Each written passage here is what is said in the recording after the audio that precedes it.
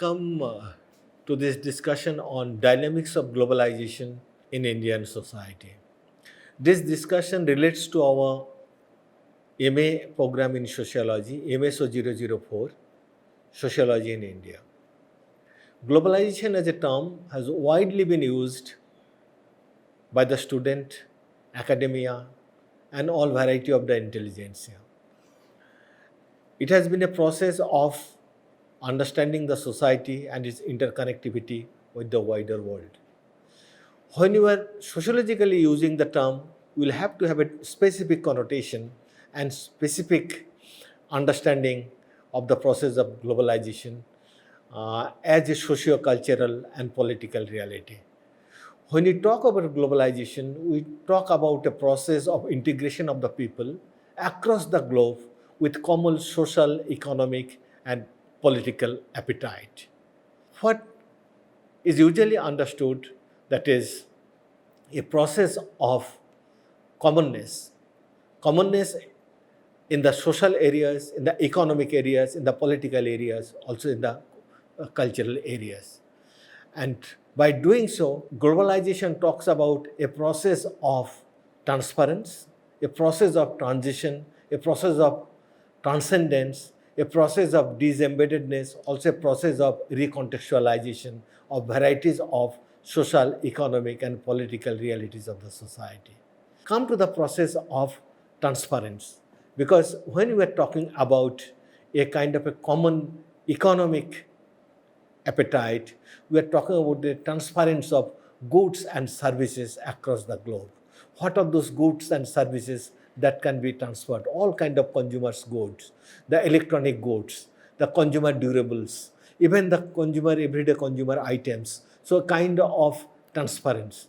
When we are talking about this transference, we are also talking about a kind of a trade that can go across the globe. So what we are talking about, a kind of transference of goods and services, consumer goods and non-consumer goods that can be transferred across the globe because it will have a common kind of economic appetite.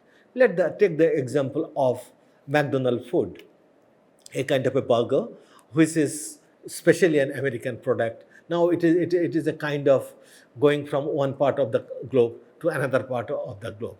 So many a time people have very lightly talked about globalization in terms of food terms. There is a kind of a McDonaldization of the world. This is only one dimension talked about the transference of goods and services. Similarly, take into consideration transference of any new ideas. The way some Facebook or WhatsApp messages are now produced, it can go across the globe with a click of the mouse or a touch of a finger, it can move across the globe. So what we are finding, transference of goods, services, ideas, information, it transferring very, very fast. So along with transference, what is required in terms of compression of the time and space. So earlier, transference was taking a lot of time. Now the time-space compression, it has been widely compressed so that within a touch of finger, that information, that ideas are going from across the globe. Also in terms of physical transference, the time-taking process, it has been widely reduced. So what we find, the transference has been a part of globalization, number one. Number two, in terms of transition, what we find, the whole process of globalization has brought transition in human action. What kind of transition we are talking about? Transition in terms of certain action. Some action earlier we took locally, now we are taking many of the transition action globally.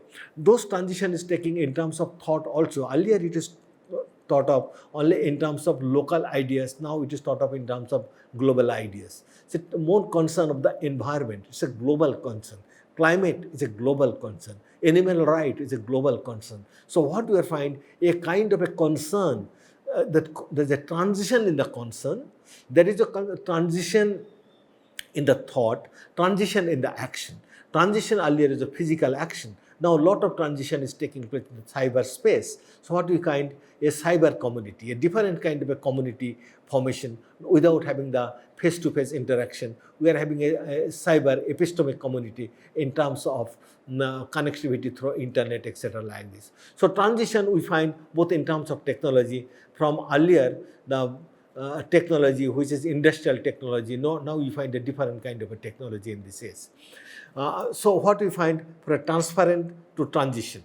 Now we find a transcendence. What we find a transcendence of varieties of the identities also taking place. Earlier, various localized groups, those who were concrete in their identities. Now we find the formation of various global kind of a group are taking place in terms of transcendence of various identities. Say, as I gave the example of, say, gay rights group, having the international, a global group.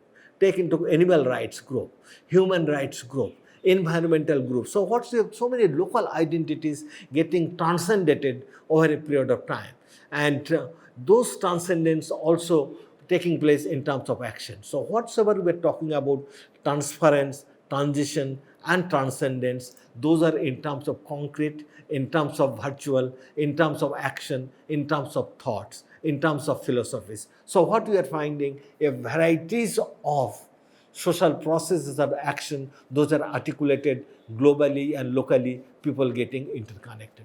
Those processes of global local connectivity has also created two kind of phenomenon. One is a kind of enormous process of disembeddedness, a kind of a decontextualization.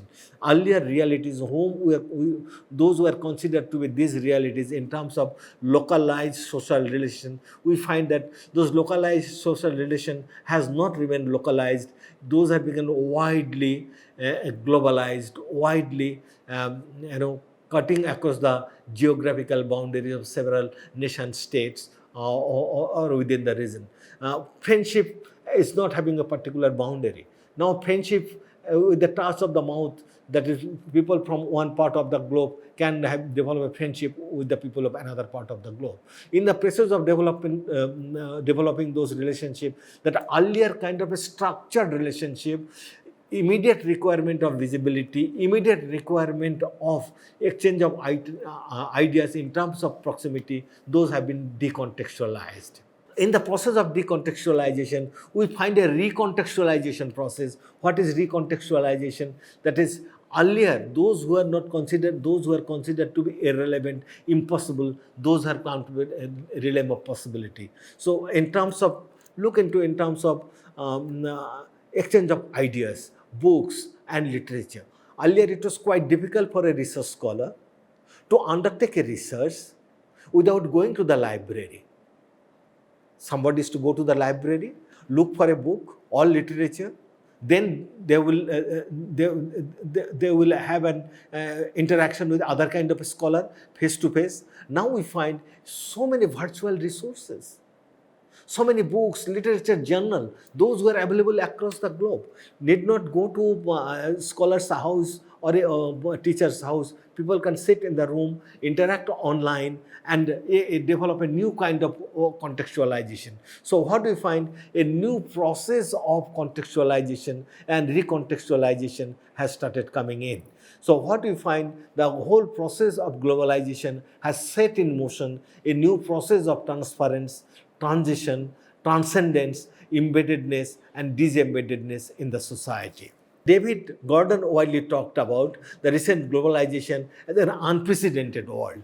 That is that earlier also there was a globalization. I'll come little later for that. But recent globalization in which human beings are getting interconnected, integrated across the globe, it is a very unprecedented phenomenon, because earlier there was globalization, but those kind of borderless transcendence, transition, and transference was not taking place. Rather, now it is taking place in a wider context, with a larger volume and with a larger speed.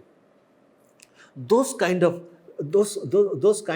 changes now, what it has brought in, a wider kind of a change in the relationship between the society, state, and the market. Now, earlier the relationship between state, society, and market was widely defined. Now we find those relationship has been widely changed. The change has been widely mediated by the technology and the economic transformation. So what kind of a change we are talking about? Let us go, that is, what was the nature of the earlier society, how it has affected us. We'll go to that. In earlier context, what we find, that is, a society was a self-regulated society. A self-regulated society was sufficing its own consumption need by producing itself. So it was a self-regulated society. In Indian context, what we usually talked about, a self-sufficient village community system. The market was away from the society. Even though there was a market, the relationship of the market was not that explicit. People were surviving through a non-market system, through barter system, and a kind of a mutual interdependence on each other. Carl Polanyi, in his famous book, The Great Transformation, he widely talked about a pre-industrial society, a self-regulated society, and a self-regulated market. What was that self-regulated society? It is society regulated itself, and that society was in its own place, and it was producing, consuming, and sufficing its own need. Gradually, as the society developed, at the process of industrialization started coming in, it became a marketized production, a more commoditization of production. Gradually, market started coming in. When started market coming in, it was society, it was not deciding the need, because society started deciding the need in terms of what kind of other supplies available. So society started creating a need of its own variety. Thus, supply demand relationship started coming in a new way. So what we find, that is, a kind of a market started entering it. The market started deciding the need of the society. So what we found, that society started getting regulated. So at least societal need started getting conditioned by the market. In the process, society and market got embedded in the same situation. Market started coming in. When the market started gradually coming in, because of its own influence over the economy, market started controlling the society. So it has become the market regulated society.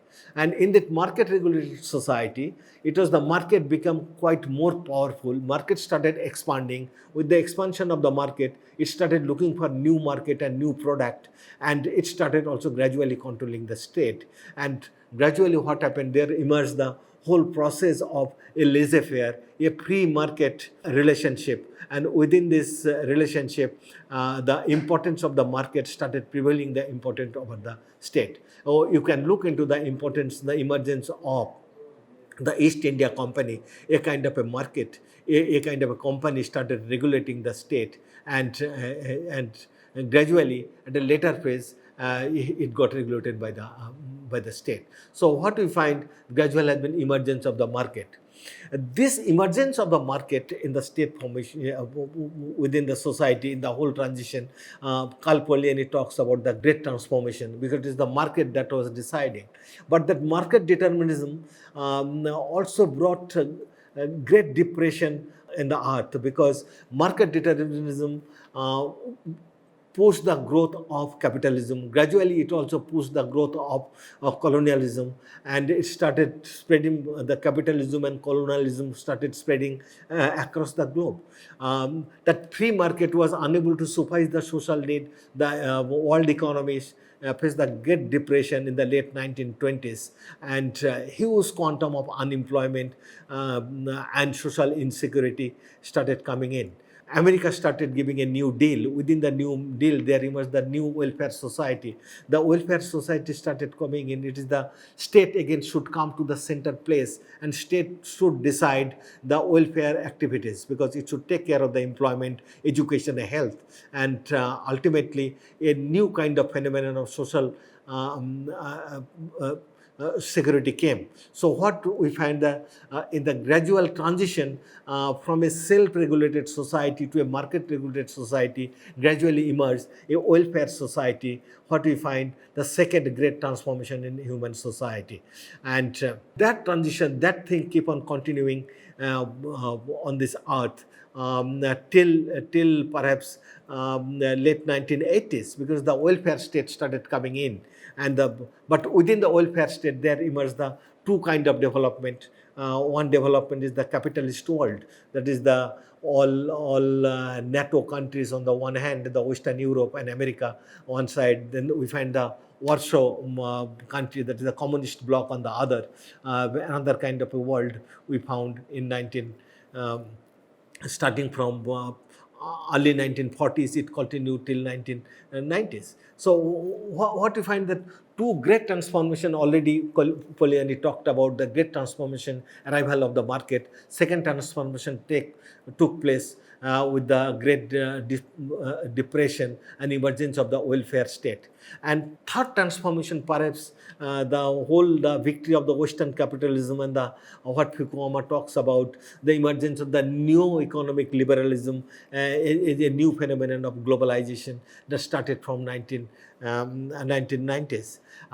This phenomenon, new economic liberalization that started from 1990s, it gave a new kind of economic framework.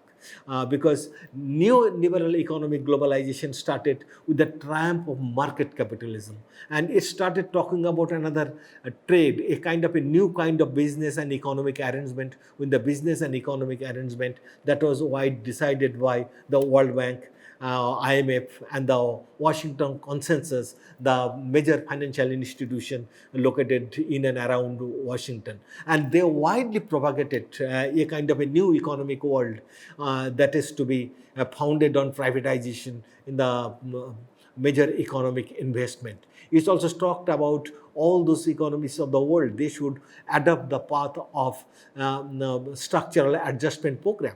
And the structural adjustment program is to be guided by World Trade Organization's special treaty, General Agreement on Trade and Tariffs, and General Agreement on Trade. And within that, it started widely specifying that is the whole dictum of this most favored nation to be minimized, anti-dumping to come in, and there should be borderless economic transition. So what we find, a new phenomenon of economic globalization started coming in. This economic globalization started talking about new framework of economic activities across the globe. Again, the market came in the forefront, and the state became one of the enabler in providing the legal, procedural and institutional framework for the smooth economic activities across the globe, that is the borderless trade. So what it simultaneously started coming in 1990s, a new kind of economic framework. It started with new kind of a technological innovation. 1990s saw a kind of emergence of new kind of economic atmosphere across the globe that started from mid-1970s. Mid-1970s started talking about a kind of emergence of new economic environment. In this new economic environment, they started talking about it is not only the land, labor and capital that was factor of production. Most important is human capital, that is the human mind. What they started talking about, the contribution of a human mind in the production process, and that human mind started producing what they started talking about in terms of enormous proliferation of information and communication technologies. And world economy started talking about and started giving a lot of equation between higher the level of economic development is linked to higher the quantum of educational and skill development, and also higher the capacity of production of knowledge. So knowledge become commoditized, and it become one of the factors of production, and by producing the knowledge, one become one of the movers and shakers of the world economy. In American economy, earlier it was the industrial labor force that was widely contributing. That is the industrial sector contributing to the GDP. Starting from 1980s, mid-1980s, it widely came out that is American economy and then most world economy, developed world economy, was widely contributed by the service sector. Service sector is widely contributed by the product of the mental power, that is capacity to produce knowledge, and that is higher the contribution to the education, higher is the contribution to the service sector, and higher contribution to the service sector led to the higher contribution to the GDP. And ultimately there emerged a knowledge economy, and this knowledge economy got a wide push with the new technological innovation in 1990s, started from mid-1980s and got wider exposure in 1980s, that is information and communication technologies, that is computer, internet and mobile, that provide the enormous connectivity. And it became the co-constituent of globalization. That is what it talked about this by co-constitute. If there is a process of globalization, the globalization is to be smoothened by ICT, and ICT should be supplemented by the enormous production of the educated manpower. So it talked about a knowledge economy, that is production and dissemination, mass production and mass dissemination of the knowledge for the wealth and employment of the country. Earlier, knowledge was produced only for the sake of generation of the knowledge. Now knowledge is produced, mass produced for the generation and wealth of employment of the country, and it can be produced only through the intervention of education, ICT, and an environment of globalization. So globalization gave the push for a new economic order. That new economic order is widely guided by a knowledge-driven economy.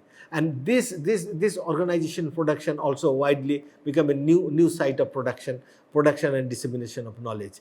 Along with this production of dissemination of knowledge, there also came a new culture of consumption, what we call this neoliberal consumption culture. If one is to look into the Indian social framework, what kind of global framework it has come in, what kind of economic structure it has produced. India got introduced itself a new structural adjustment program in 1991. And in this new structural adjustment program, it opened up its economy, and new kind of interpenetration of information and communication technology started coming in. And in the process, it's found that in 2020 now, in 1991, it is only 0.01% of the people had access over internet. Now in India 2020, more than 56% of the people having access over internet. Now higher education institution, when India got independence, number of the universities in the country are less than 100. Now in our country we are having more than 950 universities and more than 4,200 colleges. When India got independence, roughly around 2% of Indian educated workforce are going to the higher education. Now more than 27% of Indian population goes to the threshold of education, higher education. So what we find, a framework of education, a framework of technology has given a boost for the development of a knowledge-driven economy that provides the space of globalization in Indian society. Let us look into India's contribution to the service sector. Agriculture in India now gives to the extent of 15% of the GDP, and it accommodates roughly around 49% of the labor force. The industry in our country accommodates roughly around 24% of the labor force and also gives roughly around 24 to 25% of the GDP. If we look into the service sector, it has been enormous proliferation with the expansion of education and ICT. It now contributes more than 61% of the GDP and accommodates roughly around 31% of the labor force. Now we find that India is gradually moving towards a new kind of economic framework, and that is guided by service-driven, knowledge-based economy. So there's a new kind of economic framework where India stands today. Now come to this social framework if we put together. However, India has not been able to emerge as a full-fledged knowledge power as yet, because 48% of its labor force are now still in the agricultural sector. Majority of them are the migrant laborer. Majority of them are agricultural laborer, sharecroppers or the tenant or small cultivators. They seasonally migrate to the urban areas for this in search of employment. So India stand in the threshold of an economic order. That economic order is widely have a mix of traditionality on the one hand, modernity on the other, localization on the one hand, and globalization on the other. And also we find a mix of part agricultural society, part industrial society, part knowledge-based society, and a part globalized society. So we find that it's the kind of fluidity on the one hand in terms of knowledge-driven information society, consolidation on the other in terms of traditionality and agricultural society. Within that, we find a varieties of new formation. What are those varieties of new formation? We find that people being educated, they exercise new kind of choices. And those choices are exercised in terms of select of employment, select of friend, selection of political choices. We find there is enormous proliferation of digital natives. India now we find more than 135 crores of population, of which more than 65% of the population belong to the age group of below 35 years. They are the digital natives. Most of them, they have access over the internet and the mobile telephone. And they look in the world in terms of new aspiration. They are the aspirational communities. That aspirational communities are the driving force of Indians' globalization and new consumer culture. And new consumer culture has also squeezed the space for rather expanded the space for further elaboration by bringing a new kind of thoughts and action, and squeeze the space for localized thoughts. So what we find within this culture of consumerism, emergence of nativity, digital natives, and emergence of social choices, new kind of protests are taking place. These protests are many times global and also related local. How these are local and global take into consideration of the protest of the environmentalist. People talking in terms of climate change, talking about the protection of the forest, water, the environment. So all people talking about in terms of a common humanity, getting conscientized in terms of everyday flow of information, everyday exchange of ideas, and that has also widely conditioned the developmental discourse in the country. The country that thought of a kind of a growth-driven development in 1950s in terms of development with growth. Now that country had started talking about development with justice in terms of in 1960s and 70s. That country also talked about in terms of development with empowerment in 1990s. Now the country is talking about in terms of development of inclusion and development as happiness in 2020. So what we find, a globalization has brought in a new kind of a framework, new kind of a thought and action that is guiding the intellectual capability of the youth in this country. But notwithstanding that intellectual capability and wider choices, there has also been a negative dimension of globalization because globalization has created a wide variety of fluidity, and those within this fluidity, a kind of sense of rootlessness, a sense of identify falsehood as a truehood, as a true, and also a kind of a new kind of a frustration in the globalized world. And what has happened, that is trying to condition the people in terms of certain localized manifestation. So what we find, a kind of interconnectivity, both the localized need and localized formulation, and those localized formulation many times are expressed in terms of overemphasis on ethnicity and ethnic identity, and sense of rejection to the wider identity. So what is important in that context, that globalization that talks for a kind of rational choice, a kind of positivity of thought, a kind of interdependency and exchange transformation and transcendence, though to be looked into in a positive sense. And society in India stands today in the crossroad that looks into the culture of globality and globalization on the one hand, and locality and localization on the other. I'll stop here. Thank you very much.